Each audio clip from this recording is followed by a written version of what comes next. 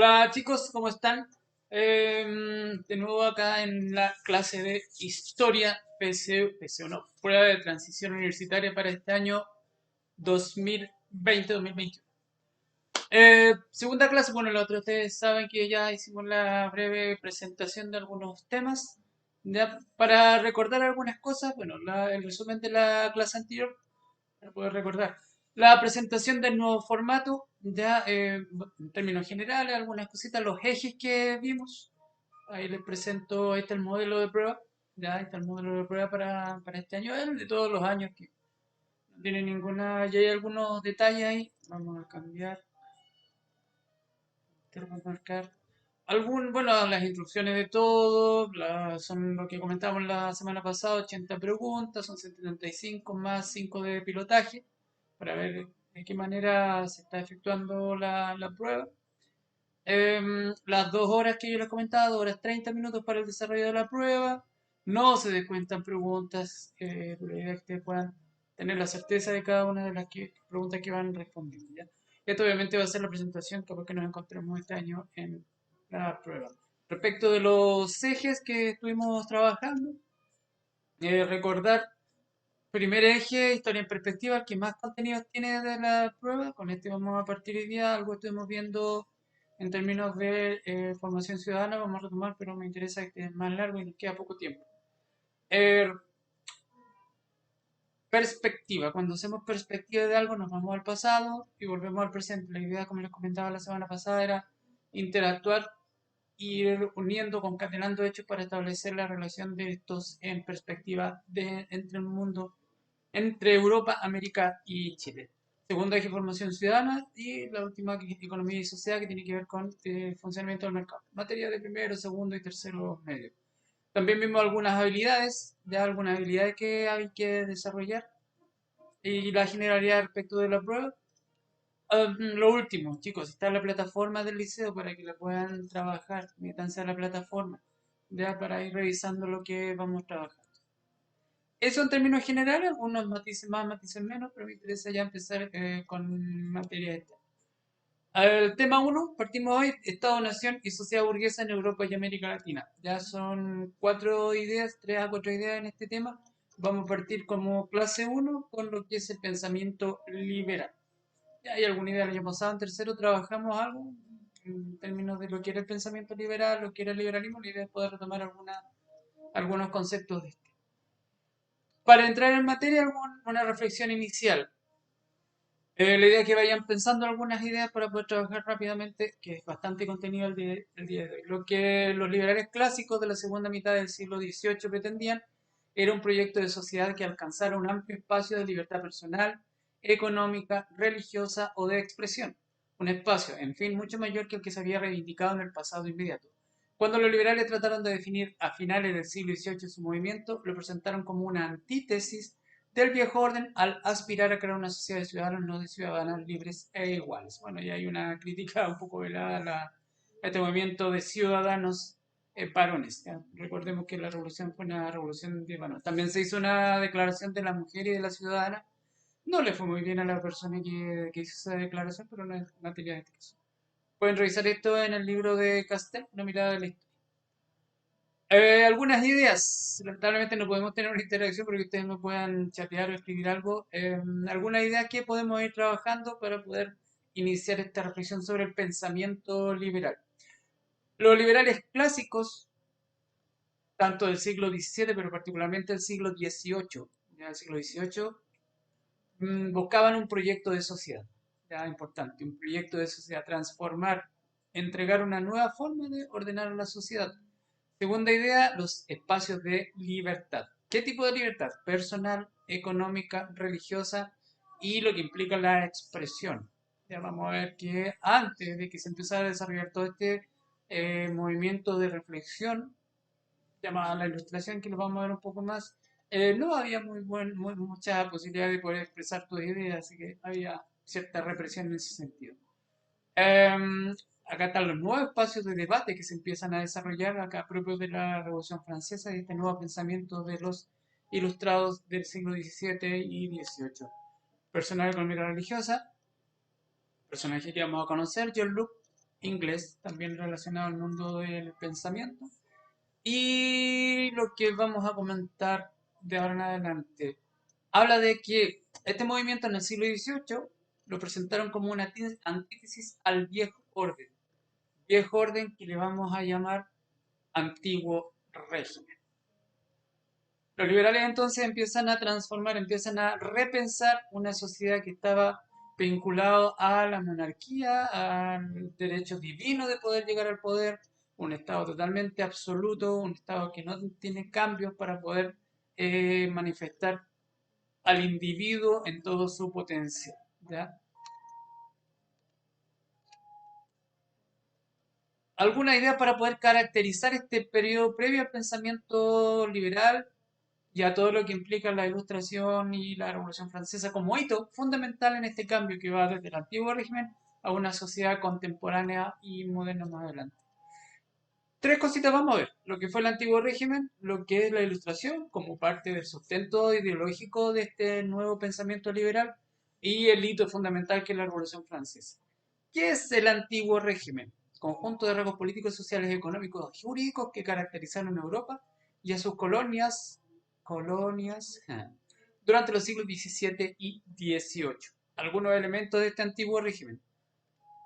Gobernaba una monarquía absoluta. ¿Ya? Tenemos acá a Luis XIV, quien es el que manifestó profundamente lo que era la monarquía absoluta. Se le llamó el Rey Sol y él acuñó la frase: el Estado soy yo. ¿Ya? Todos los poderes que tenía el Estado estaban concentrados en una sola persona. Por tanto, ya empezamos a ver qué comenzó a motivar a los pensadores de la época para poder liberar de, de este absolutismo radical que se presentaban los monarcas en Europa durante la Edad Media en general. Otro elemento, un sistema social, político y económico que dominó el escenario medieval durante casi 10 años y que termina por consolidar nuevas ideas durante el siglo XVIII, que es el feudalismo, de una sociedad agraria eh, limitada por creencias más que la razón, y la razón va a ser fundamental en este nuevo periodo. Y no, en términos sociales, vemos una sociedad estamental en la cual domina un sector privilegiado, que es la nobleza y el clero, no pagaban impuestos y no tenían mayores obligaciones y derechos, y un pueblo llano, un tercer estado donde estaban los campesinos y la burguesía. Burguesía, de esto vamos a conversar un poco más porque empieza a transformar el escenario social, político y cultural de estos primeros años del siglo XVIII.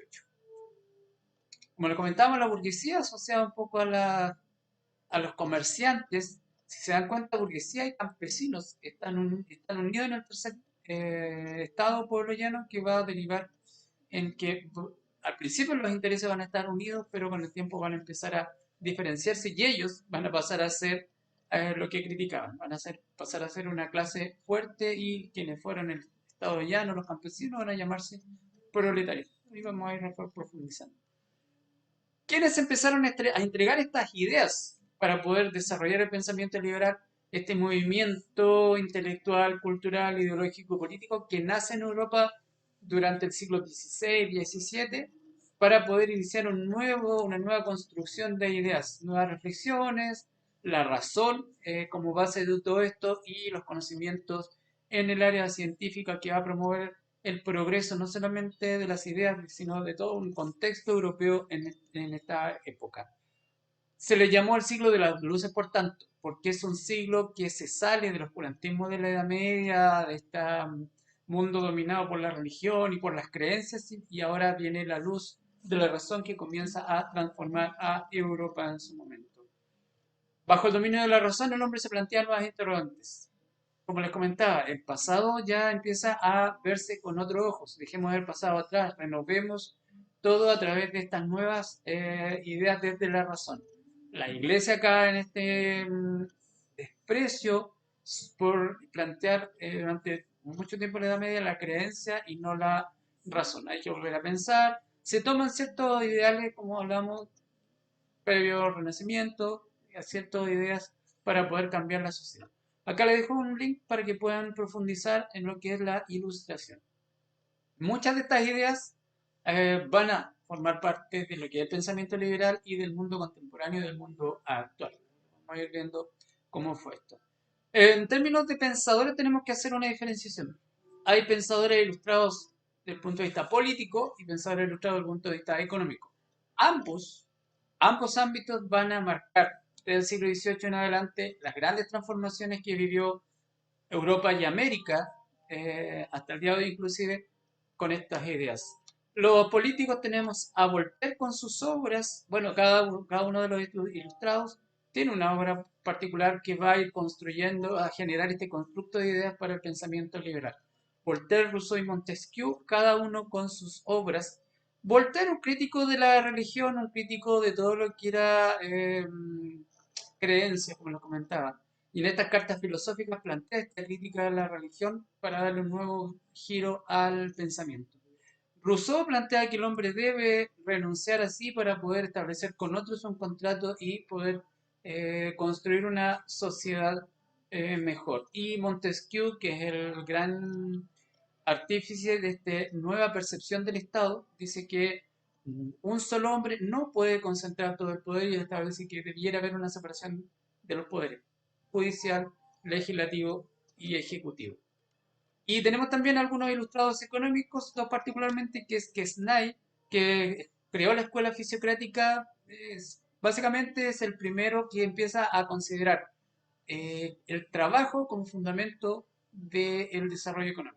¿Ya? Pero él se enfoca en la agricultura, el desarrollo de la agricultura, más tecnología para poder mejorar las condiciones económicas de la sociedad, en este caso europeas. Y el segundo, que es Adam Smith, lo vamos a profundizar después, que es el primero que habla y teoriza sobre el liberalismo. Es un filósofo que orienta su reflexión hacia la economía. Su primer libro, Las tesis sobre la moral, y luego el libro La riqueza de la nación. Lo vamos a ir trabajando un poco más adelante. Y como hito fundamental en la configuración de estas ideas está la Revolución Francesa. Ya este pone fin al régimen monárquico. Si alguien quiere profundizar, acá le dejo otro link sobre este proceso que deriva en la Revolución Francesa. Rápidamente reflexionando sobre esta imagen de la que habla de la libertad guiando al pueblo. Una bella mujer con la bandera de Francia guiando al pueblo e invitando a burgueses, ¿ya?, y el pueblo en general a levantarse contra este régimen opresor que limita el pensamiento y que limita, y lo vamos a ir viendo, que limita todo lo que las burguesías europeas planteaban por la libertad del hombre, por la libertad individual, etc. En términos generales, eso. No podemos hacer interacciones, así que les dejo la imagen para que podamos seguir reflexionando. Viendo este contexto, ya de cómo se va construyendo esta crítica al antiguo régimen, esta visión de que el antiguo régimen ya estaba en franca caída, el absolutismo ya era intolerable, la represión ya no daba para más, por tanto estos ilustrados empiezan a generar ideas que hacen carne en la gente, hacen carne al pueblo francés y liberan a través de esta revolución francesa. ¿Qué es el liberalismo propiamente tal, por tanto? Es una doctrina política, económica y social que defiende, obviamente, la libertad del individuo y establece límites al poder del Estado. Ya que en este caso planteamos que la monarquía absoluta del Estado estaba concentrado en un solo hombre, por tanto era necesario hacer la división y que se ejecutaran conceptos como la soberanía popular, una nueva idea desde el punto de vista republicano para poder generar una nueva forma de gobierno de la Revolución Francesa en adelante. Actualmente a salvo algunos países, Corea del Norte tal vez, tienen este tipo de sistema económico y, o sea, sistema político. Algunas ideas asociadas al liberalismo, obviamente ya lo comentamos, se opone al poder absoluto, en este caso del rey. Acá la verdad estaba centrada en el individuo. No se le debían poner ningún tipo de trabas al individuo para que pudiera desarrollar todo su potencial. Acá está claro que el individuo es el único capaz de construir hay que darle libertad para que él pueda construir. ¿Cómo? A través del uso de la razón. La razón y el racionalismo se constituyen desde Descartes en la base de la reflexión social y de la construcción de un nuevo mundo, de un nuevo orden, de una nueva concepción de sociedad, que ahora vamos a hablar de la contemporaneidad europea. Para poder establecer las relaciones entre los individuos es necesario establecer leyes y normas escritas.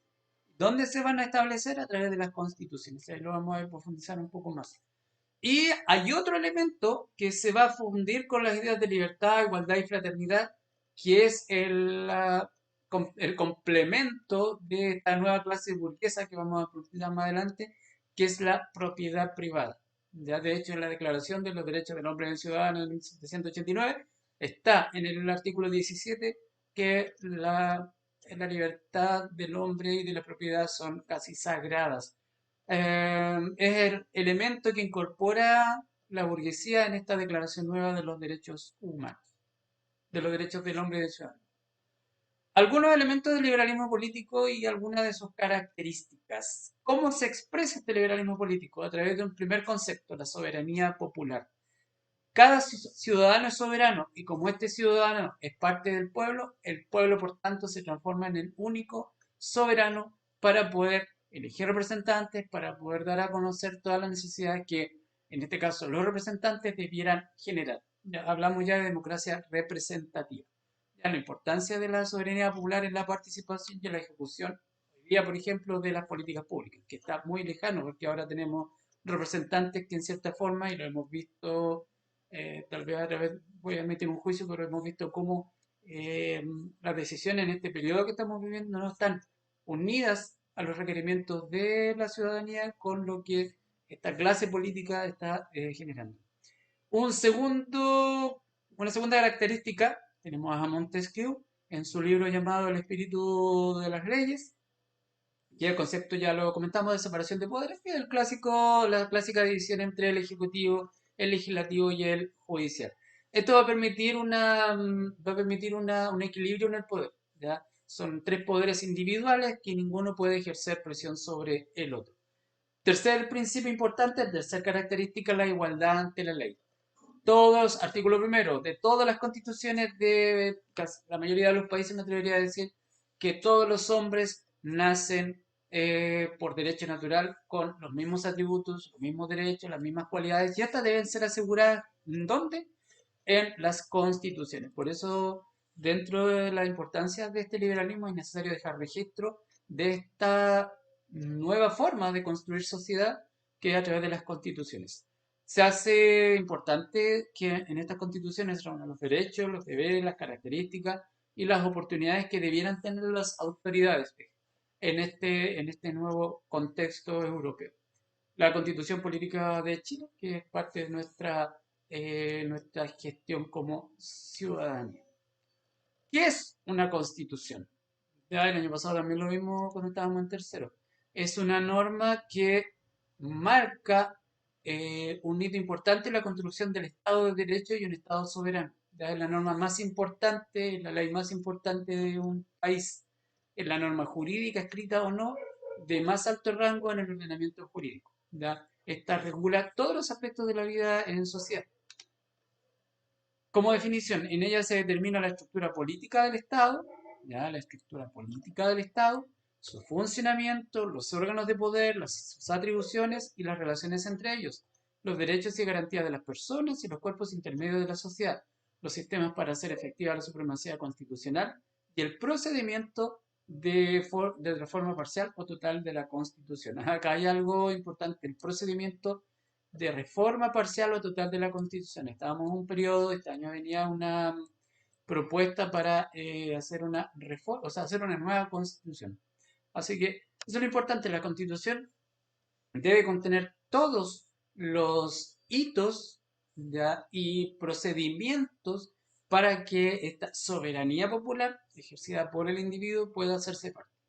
¿Ya? Si no tiene estos elementos, no podemos llamar una constitución asociada al pensamiento liberal. Ya sería otro tipo de constitución, como por ejemplo la constitución de 1980 en nuestro país. ¿Cómo se expresa el liberalismo en términos políticos? a través del parlamentarismo. El parlamentarismo está asociado al poder legislativo. ¿Ya? En este caso, el parlamentarismo habla de que el poder legislativo está sobre el poder ejecutivo, o sea, sobre el presidente. En el mundo, el primer país en realizar este proceso fue Inglaterra con la revolución de Cromwell. Ya en un momento, estamos hablando de 1689, casi 100 años antes de la Revolución Francesa, no se hablaba todavía, las primeras ideas de Locke estaban recién empezando a tomar forma, pero aún así Cromwell logra, a través de una revolución, proponer una especie de monarquía parlamentaria, ¿ya? Y logra establecer leyes a través de la firma de la Carta de Derechos entre el monarca y algunos representantes del pueblo inglés. ¿Ya? Es la primera vez que se habla del parlamentarismo. En Chile también hubo un periodo entre 1881, después de la revolución en contra del presidente Balmaceda, donde gana un sector de la política chilena y establece una nueva forma de llevar adelante el desarrollo político administrativo, que es el parlamentarismo, y dura hasta el 25 con la llegada de Alessandria. Eso también lo vamos a tener que revisar un tiempo más. Segundo, principio fundamental de cómo se va a expresar este liberalismo a través, ya lo mencionamos, el constitucionalismo, que básicamente este límite que se tiene que entregar al poder para que no ejerza a voluntad esta entrega de la soberanía que el pueblo le hace a sus representantes. ¿Cómo lo va a hacer? A través de la creación de normas y leyes que regulan la vida en sociedad y garantizan sus derechos y libertades. Todos los hombres tienen derechos y esas tienen que ser resguardadas por este principio del liberalismo clásico. Algunas características del constitucionalismo. Las constituciones organizan la estructura del Estado. O sea, un Estado va a ser federal, Estados Unidos, México, Argentina. O sea que cada va a haber una división que a través de estados que van a organizarse bajo un poder central, o un estado unitario como el de Chile, un presidente, una constitución y regiones que tributan a un poder central. Segunda característica, define la organización política de un Estado. Va a establecer los límites, dónde están los límites de las autoridades, dónde van a estar los límites de quienes van guiando el proceso político burocrático de cada país. Segundo elemento sobre la separación de poderes, ya lo vimos, que también tiene que ver con el límite de este ejercicio de las autoridades elegidas soberanamente por los ciudadanos. Y obviamente las constituciones tienen que establecer los derechos y deberes de las personas, estableciendo las garantías constitucionales, estableciendo las formas de participación de los ciudadanos y estableciendo las formas de representación, cómo van a ser nuestros representantes, qué cosas, qué derechos y deberes van a tener que ejercer cuando estén en el cargo. Y debiera haber algo, y por eso el tema del cambio de la constitución, a mejorar las posibilidades de revocar a nuestros representantes si es que no están ejerciendo como el pueblo soberano les. Bien, como principio, la idea de que todos los hombres nacen libres e iguales en dignidad y derecho es una máxima que va a ser transversal a muchas constituciones en Europa, bueno, en América, acá particularmente la de 1776 en Estados Unidos y la de, bueno, la constitución, la Declaración de los Derechos del Hombre y del Ciudadano en Francia. Eh, los liberales europeos y norteamericanos promovieron estas ideas, promovieron las ideas de libertad, igualdad, reivindicación de derechos, y hay una serie de ideales que van a tener presencia transversalmente, como lo digo, en todos los ideales de este pensamiento liberal. Hay una serie de derechos individuales, una serie de derechos que son universales y reconocidos por estas constituciones. ¿Cuáles son? Acá vamos a plantear, vamos a avanzar, que se reconocen como, les decía, estos derechos universales. ¿Cuáles son? El primero tiene que ver con la libertad de pensamiento, la posibilidad de poder pensar y expresar lo que yo pienso sin el temor, sin la inquietud de que alguien va a tener que contrarrestar o tener aprensión sobre expresar este tipo de pensamiento que yo estoy desarrollando. El segundo, relacionado al primero, que tiene que ver con la posibilidad de yo expresar lo que pienso a través de algún medio, en este caso escrito, ¿ya? A través de la prensa, extrapolándolo al día de hoy a través de las redes sociales, claro, bajo el tema de el respeto por la libertad de otro, ¿ya? Solamente se limita a la libertad del otro cuando yo quiera expresar lo que yo quiero dar a conocer. Un tercer derecho universal que se empieza ya a incorporar dentro de este pensamiento liberal es la posibilidad de reunirme y asociarme, formar algún tipo de organización, algún grupo social que yo pueda tal vez transformarme en un grupo de presión en contra del Estado en el caso de que no se estén cumpliendo las demandas de este grupo o lo que el Estado en este caso eh, se comprometió a realizar. La libertad religiosa, bueno, tiene que ver con la posibilidad de poder organizarme con otros que puedan profesar alguna religión sin el temor de ser reprimido o cuestionado por esta idea que yo estoy desarrollando. Y un elemento que es como la piedra angular del liberalismo económico, recuerden que hablamos de dos expresiones en el liberalismo, el político, todo lo que trabajado, los tipos de libertad, el parlamentarismo, el constitucionalismo, oponerse al poder absoluto del rey, la separación de poderes. Ese es el tipo de pensamiento orientado a lo que es político. Y un elemento que es la propiedad privada, artículo 17 de la Declaración de Derechos del Hombre y del Ciudadano, que establece la protección de la propiedad privada y garantizar la posibilidad de generar leyes, ¿ya? Para que esta propiedad se pueda mantener y proteger. Lo vamos a ir, lo vamos a desarrollar después cuando hablemos de los burgueses y cómo es uno de los principios que estos personajes tienen. Durante el siglo XIX, dentro del contexto de la libertad, se dio una propuesta de parte de los liberales de la época que es el abolicionismo. Muchos estados basaban eh, su actividad, su desarrollo económico en la esclavitud, ¿ya? Cosa que, claro, durante el siglo XIX eso empezó a caer, a bajar. Sin embargo, hay algunos cuestionamientos respecto de esta idea. Eh, Todos eran libres. ¿Hacia quién llegaba esta libertad? ¿Ya?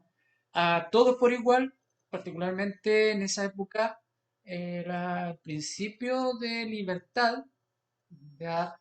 No particularmente era para todos. Particularmente, como les decía, es para blancos europeos. La lógica del abolicionismo, si bien fue, pero tampoco tuvo un efecto absoluto dentro del contexto de este pensamiento liberal o de las propuestas del liberalismo clásico, sino que también hay que hacer una reflexión sobre, desde la perspectiva del pensamiento liberal, todos eran susceptibles de estos derechos. Vemos que en 1789, Declaración de los Derechos del Hombre y del Ciudadano, y acá tenemos a varios que no nos quedaron dentro de la ciudadanía, las mujeres, los negros particularmente, o los afroamericanos. ¿Ya? Vámonos a la Grecia clásica, donde el concepto de ciudadanía no era para todos. Los extranjeros, los que no habitaban la ciudad, los que eran mayor de edad y los que no eran habitantes de la ciudad de Atenas y los que no eran varones. Así que el concepto de ciudadanía asociado a este pensamiento liberal también tiene algunos sesgos en términos de su aplicabilidad. ¿Ya? Durante el siglo XX recién, por ejemplo, las mujeres tuvieron la posibilidad de acceder a este ejercicio de derechos. ¿Ya? Así que un poco para la reflexión. ¿A quiénes alcanza esta libertad? ¿A quiénes alcanza este nuevo pensamiento liberal? Me voy a adelantar un poco. Si bien la burguesía y esta nueva forma de construir la economía te permite que tu desarrollo sea eh, desde tu propio esfuerzo individual, no todos tienen esa capacidad y deja esa interrogante. ¿Qué pasa con los que no tienen esa capacidad de emprendimiento? ¿Ya? Así que este tema es igual para la reflexión. Y como hecho clásico, ahí vemos el tema del abolicionismo y el tema de estas libertades. Haití, una colonia francesa, ya todos estos ideales de libertad, igualdad, no permitió que esta colonia haitiana se pudiera independizar. Cosas para poder llevar esta idea de para quién es este pensamiento y quiénes lo pueden ejercer y quiénes no, y quiénes toman las decisiones de poder ejercer. Em, Tenemos algunas cosas ahí, dejo alguna declaración y una traducción respecto de lo que implica la Declaración de Derechos. Algunos artículos en particular, el primero, los hombres nacen y permanecen libres e iguales en derechos, hombres, acá lo había marcado, hombres. Siguiente artículo es el cuarto, la libertad consiste en poder hacer todo lo que no perjudica a los demás. ¿Ya? La libertad, ¿dónde están los límites de la libertad? El ejercicio de los derechos naturales de cada hombre, ya que tiene límites con lo que garantiza a los demás miembros de la sociedad el goce de estos mismos derechos. ¿Ya? Otro artículo, el 10. Nadie debe ser incomodado por sus opiniones, ya lo que acabamos de comentar, inclusive las religiosas. Y el artículo 17, lo que comentábamos de la propiedad privada, que es un derecho para los burgueses de la época, por ser una propiedad, un derecho inviolable y sagrado. Ahí dejamos lo que es la reflexión sobre el liberalismo político. Ya, al final vamos a hacer una síntesis sobre algunos elementos que tenía este liberalismo político. Ahora vamos a trabajar las expresiones que tiene el liberalismo en la economía. Veamos que desde esta perspectiva económica, el liberalismo económico tiene que ver con una doctrina que busca el desarrollo económico y la eficiencia en la asignación de recursos. ¿Ya? Lo vamos a ver en economía y sociedad más adelante. Em, Proponían un mercado libre donde el Estado solamente tenía la misión de velar porque estas interacciones entre privados, personas y empresas, se desarrollara de la mejor manera posible.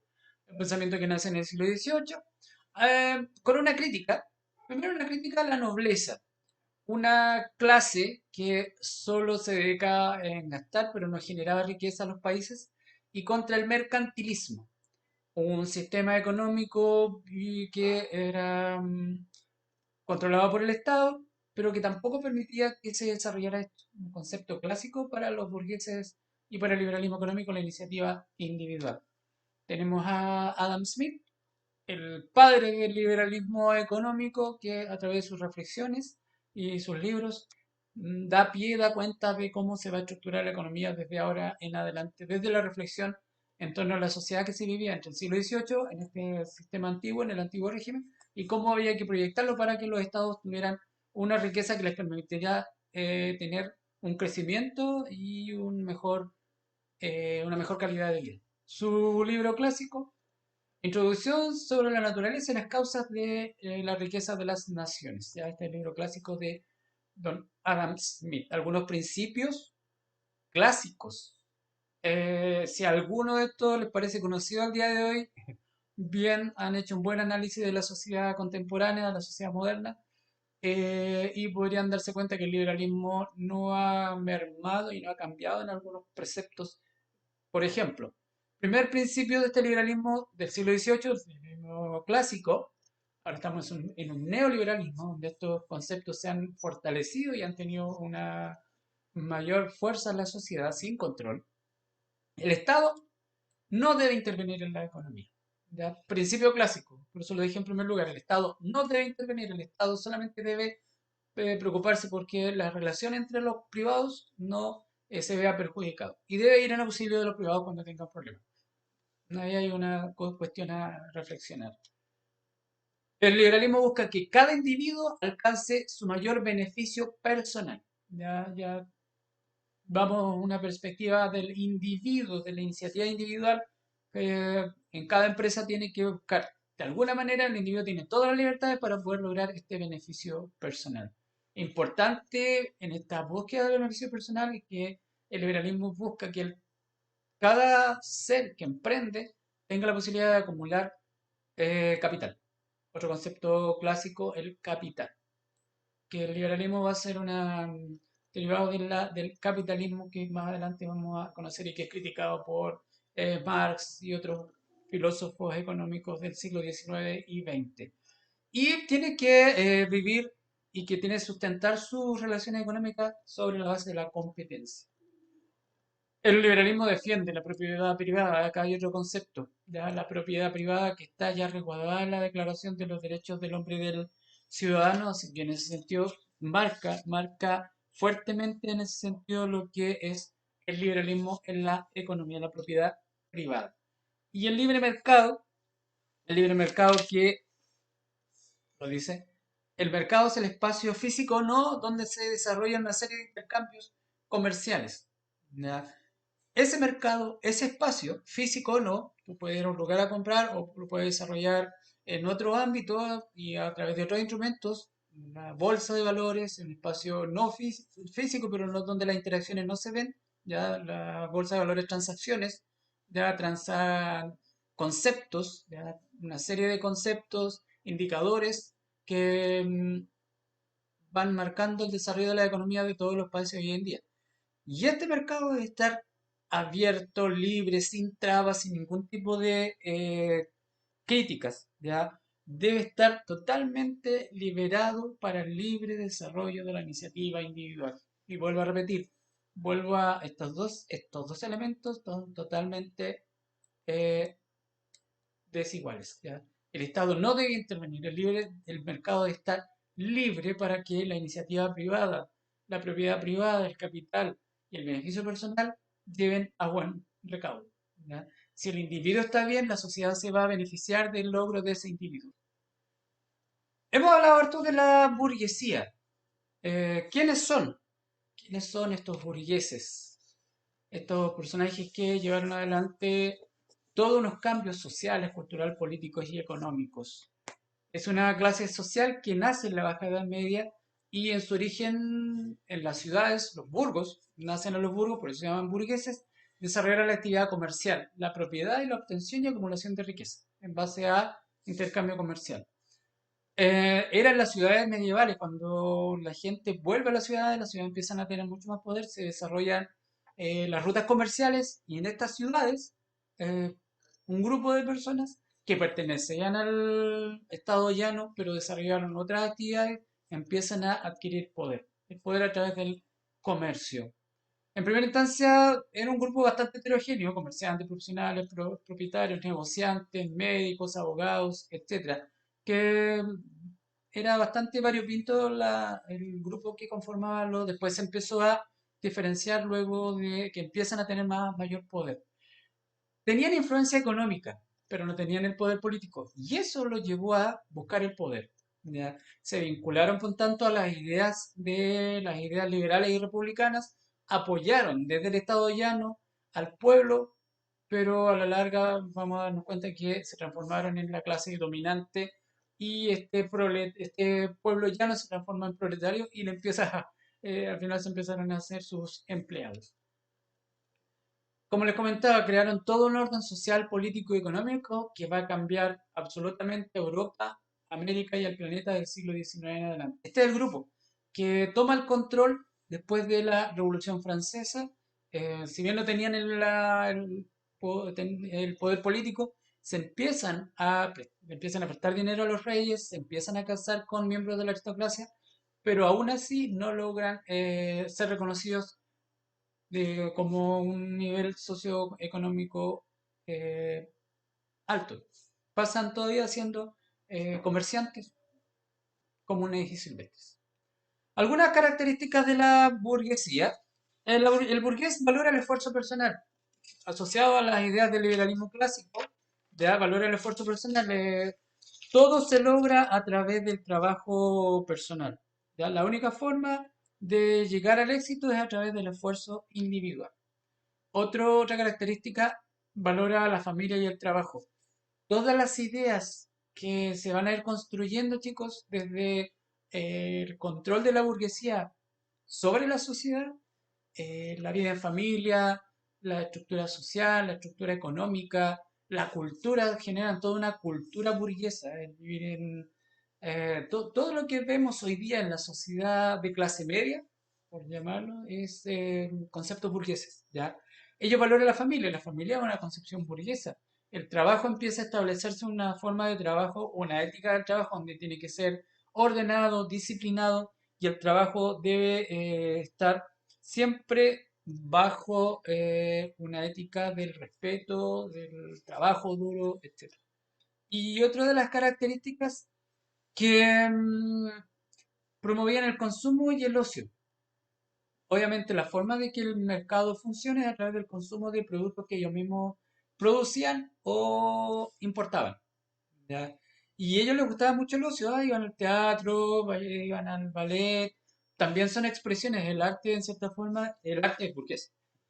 Eh, y tanto porque les gustaba la ópera, les gustaba el teatro, les gustaba todas esas manifestaciones culturales, y también para ser vistos en sociedad, era como la jet set del siglo XIX, les gustaba un poco a estos burgueses ser reconocidos. Y hay una forma similar en ciertos grupos sociales hoy día, que les gusta que les miren un poco los snob, ¿ya?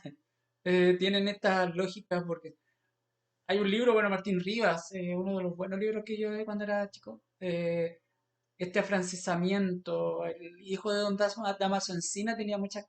Era una burguesía criolla, de medio pelo, pero ahí un poco demostraba cómo el refinamiento, tomar la copita con el, no sé, con alguna característica. Los burgueses empezaron a establecer toda una forma de ser desde la Revolución Francesa en adelante. Influyen no solamente en la política, las revoluciones burguesas del 48, del 30, las revoluciones de independencia en América son revoluciones burguesas todas, en las cuales le quitan el poder a través de estas ideas liberales y a través de un trabajo que vino de años. Ya recuerden que la burguesía nace en el siglo XII, ya a mediados de la Edad Media, y desarrollan todo un proceso de construcción de su ethos, de su ética, durante muchos años. Por tanto, llegan a un punto en la que la Revolución Francesa, producto de estas ideas liberales de los ilustrados, se hace carne. ¿Ya? Y hasta el día de hoy llevamos esta forma de ser, de pensar y de actuar. Había una estructura los burgueses, en la burguesía clásica, la alta burguesía, obviamente, grandes empresarios, banqueros, dueños de industrias y comerciantes.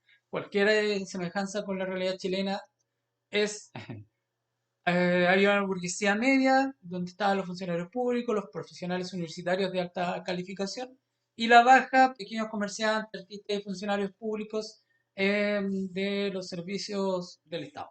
¿Ya? Ahí ustedes analizarán asociado a la realidad chilena, chiquillos. Vayan pensando también esto en cómo es nuestra realidad. ¿Tenemos una alta burguesía? Sí. Grandes empresarios acá en Chile, Polman, Luxig, una serie. También hay una burguesía media. Bueno, nosotros los profesores también somos parte de esta burguesía media y tenemos una estructura de ser eh, burguesa. Ya, eh, ya el resto es un comentario que ustedes mismos pueden ir haciendo. Y la baja burguesía, artistas, funcionarios públicos y algunos comerciantes no tan adinerados como los Luxig o los...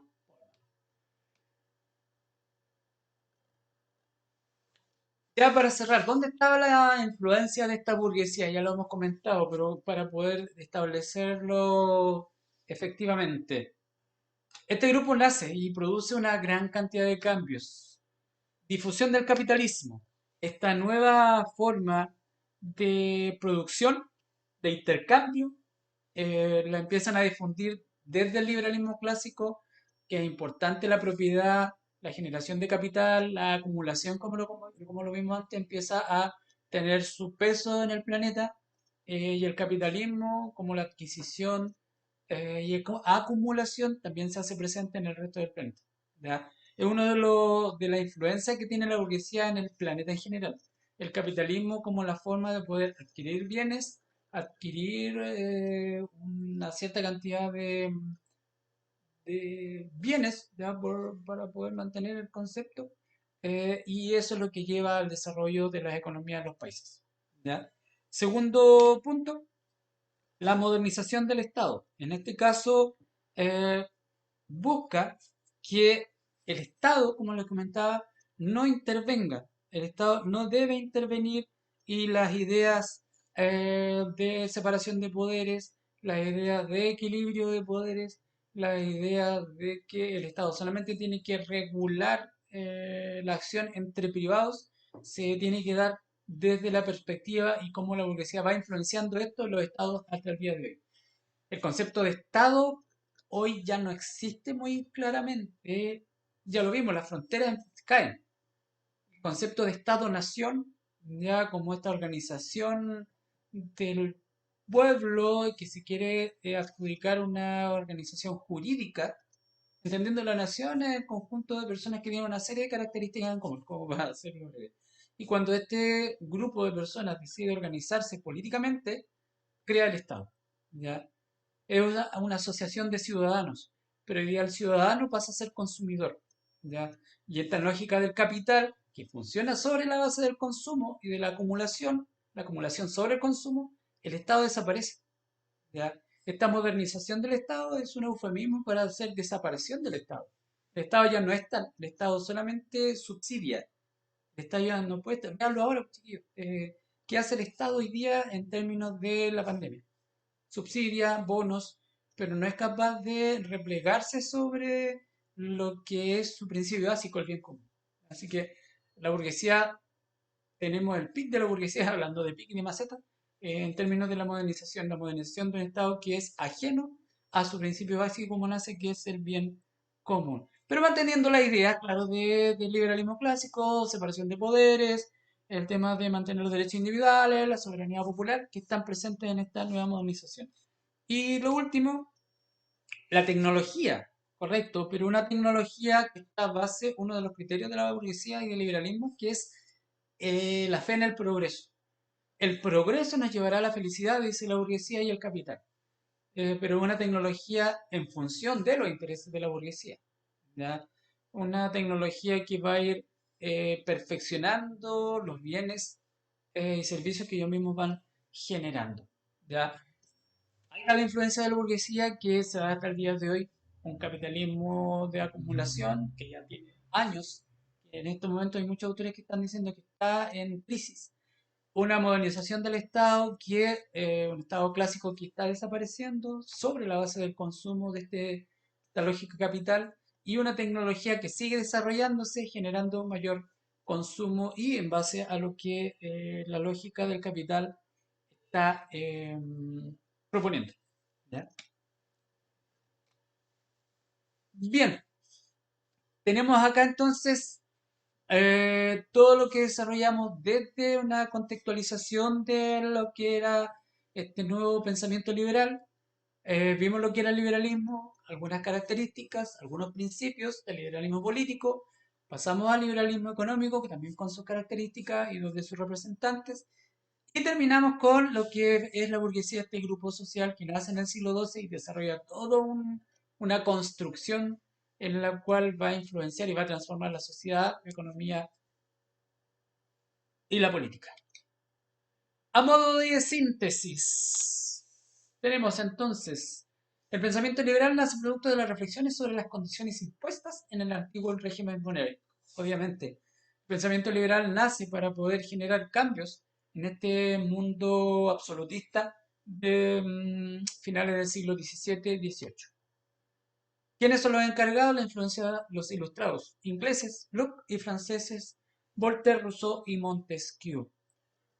Principio básico del liberalismo absoluto, entre ellos que se oponía al poder absoluto y promovía al individuo como base de la sociedad. Su iniciativa privada, la libertad, destrabar todo lo que el individuo no pudiera, que no le permitiera avanzar en su propio desarrollo. Defendía derechos individuales y la necesidad de establecer leyes y normas para regular las relaciones entre los ciudadanos a través de la creación de las constituciones. Importante para defender los derechos individuales, se crean las leyes, regulan todas las relaciones de ciudadanos, las relaciones políticas y las relaciones económicas. ¿Dónde? En las constituciones. Todo esto, todo esto son ideas burguesas. Ya necesitaban constituciones burguesas, revoluciones burguesas, toda una estructura burguesa para poder tener el control de la sociedad hasta el día de hoy. Pasamos al liberalismo económico, que planteaba dejar de lado las presiones que el mercantilismo, entendiendo que era el poder del Estado absoluto, y la regulación del Estado tenía, ya que frenaba la iniciativa privada en la búsqueda del crecimiento económico. Es la libertad, es el libre mercado y la libre iniciativa que van a llevar a la sociedad a felicidad. Y bueno, obviamente lo que acabamos de ver, la importancia de la burguesía, esta clase social que comienza a influir en las decisiones sociales, políticas y económicas de Europa y América del siglo XVIII hasta el día de hoy. Ya niños, les dejo dos reflexiones. Te propongo que reflexiones sobre lo visto en clase y puedas relacionar este pensamiento liberal, tanto político y económico, con la realidad de nuestro país y el mundo. Ya les dejo esa reflexión para que lo puedan ver. Revisen, va a quedar ahí para que lo puedan volver a revivir y releer. Y la segunda reflexión que me gustaría que pudieran hacer es, miren a Chile y vean quiénes nos gobiernan. ¿Podríamos considerar los burgueses del siglo XXI, de acuerdo a todo lo que nosotros estuvimos revisando? Eso. Próxima clase, formación de los estados nacionales en Europa y América y la influencia de la burguesía en los procesos de ambos continentes. Frase para el cierre. ¿Caíste? Levántate. ¿Fracasaste? Pelea un round más. ¿Llevas una victoria? Logra otra. Solo por favor no se rindan. Ánimo chicos, los espero en la próxima clase y la próxima semana. Perseveren. Nos vemos. Que estén súper bien. Ya cuidados.